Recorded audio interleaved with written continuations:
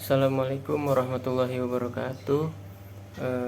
Nama saya Muhammad Andi Ramadan, mahasiswa Sistem Informasi FTKI angkatan 2017, ingin mempresentasikan UAS Change Management. Soal yang nomor 1, jelaskan konsep serta tujuan dari perubahan organisasi. Perubahan organisasi secara sederhananya dapat diartikan adalah pembahasan mengenai mengapa, kapan, dan bagaimana organisasi melakukan perubahan. Perubahan organisasi merupakan suatu proses di mana organisasi tersebut berpindah dari keadaan yang sekarang menuju ke masa depan yang diinginkan untuk meningkatkan efektivitas organisasinya.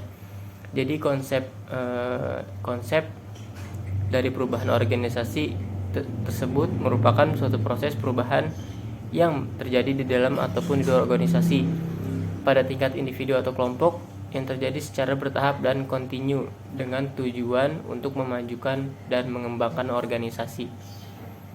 Soal yang nomor 2, pertanyaannya, Anda jelaskan tentang perubahan transorganisasi atau transorganizational change dalam change management. Di perubahan transorganisasi merupakan usaha sistematik untuk mendesain suatu organisasi dengan cara tertentu yang memungkinkan organisasi tersebut untuk beradaptasi terhadap perubahan yang terjadi pada lingkungan demi mencapai visi dan tujuan yang akan ditentukan. Dan ada juga kekuatan-kekuatan penyebab terjadinya transorganisasi. Salah di antara lain di sini saya menemukan 2 jawaban. Yang pertama, kekuatan eksternal. Perubahan organisasi terjadi karena adanya perubahan-perubahan dalam berbagai variabel eksternal. Misalnya sistem politik, ekonomi, teknologi, pasar, di masyarakat, dan lain-lain. Dan yang kedua, kekuatan internal merupakan hasil dari faktor-faktor seperti tujuan, strategi, kebijaksanaan, manajerial, dari teknologi, sikap, perilaku, dan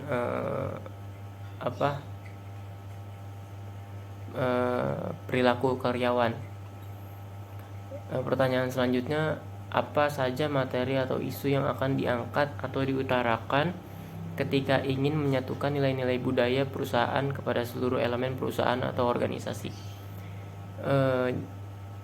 Saya memberikan jawaban ini.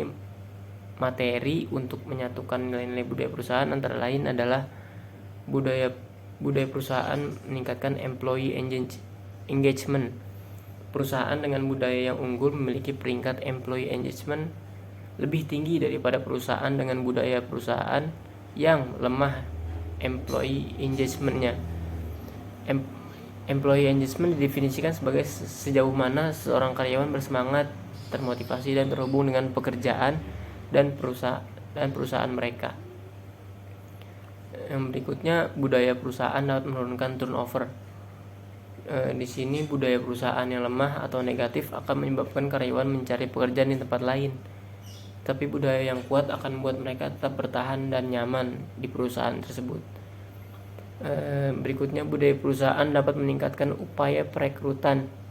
Budaya perusahaan bukanlah sesuatu yang dapat disembunyikan dan dari pencari pekerja. Mereka akan dapat memahami organisasi dengan segera dan menggunakannya sebagai pertimbangan keputusan. Untuk menghindari kehilangan minat dari kandidat terbaik, utamakan menciptakan budaya perusahaan dan menyampaikan brand image yang kuat dan menarik. Soal nomor 4, jelaskan tahapan pengembangan bisnis keluarga atau family business develop stage. Di sini ada beberapa tahapan cara mengembangkan bisnis keluarga. Saya menjawab yang pertama, berbisnis bersama keluarga berarti harus bisa membedakan dan memberikan batasan-batasan pemisah antara masalah di rumah dan masalah di tempat pekerjaan. Permasalahan di rumah tidak boleh dibawa tempat kerja, semua harus disikapi dan dijalani secara profesional sebagai sebuah tim yang solid. Selanjutnya, Family business biasanya menempatkan anggota keluarga sendiri untuk ada di suatu perusahaan keluarga tersebut. Namun ada baiknya jika kita tetap memandang posisi jabatan secara profesional. Apabila di antara anggota keluarga tidak ada satupun yang menguasai dengan baik di suatu bidang pekerjaan, maka jangan ragu untuk memperkerjakan orang lain di posisi tersebut. Jadi nggak harus keluarga semua di dalam family business tersebut. Yang selanjutnya, dalam menjalankan bisnis keluarga terkadang ada saatnya terdapat perbedaan visi misi. Itu sudah biasa, dan perbedaan pendapat antara masing-masing dari keluarga tersebut. Semua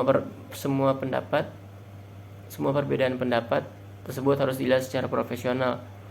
Setiap anggota keluarga yang terlibat ada baiknya dianggap sebagai seorang investor yang menginvestasikan dananya dalam perusahaan, sehingga tiap-tiap anggota keluarga ini harus ditampung pendapatnya dan dijadikan satu untuk meraih suatu keputusan yang bulat dan tidak timpang di satu sisi.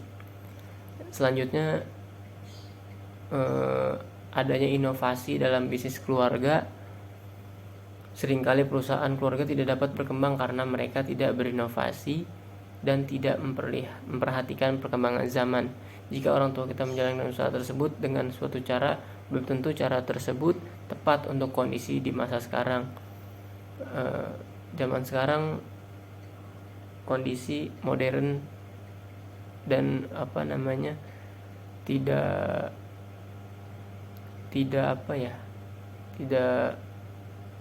tidak terlalu tradisional, jadi menggunakan teknologi yang bagus untuk zaman sekarang ini.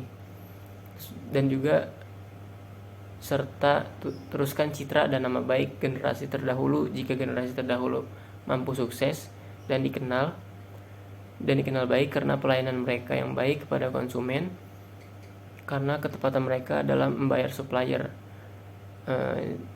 jaga dan pertahankan apa yang baik dari generasi yang lalu dan hapuskan yang buruk. Soal nomor 5, ada 2. Yang A, apa yang Anda ketahui tentang konsep cara pengelolaan risiko?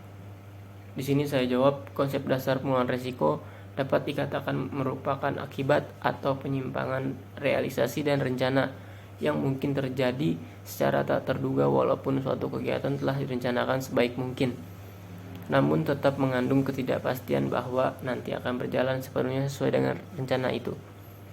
Jadi apa yang akan kita rencanakan di masa yang akan datang, kita tidak dapat mengetahui secara pasti.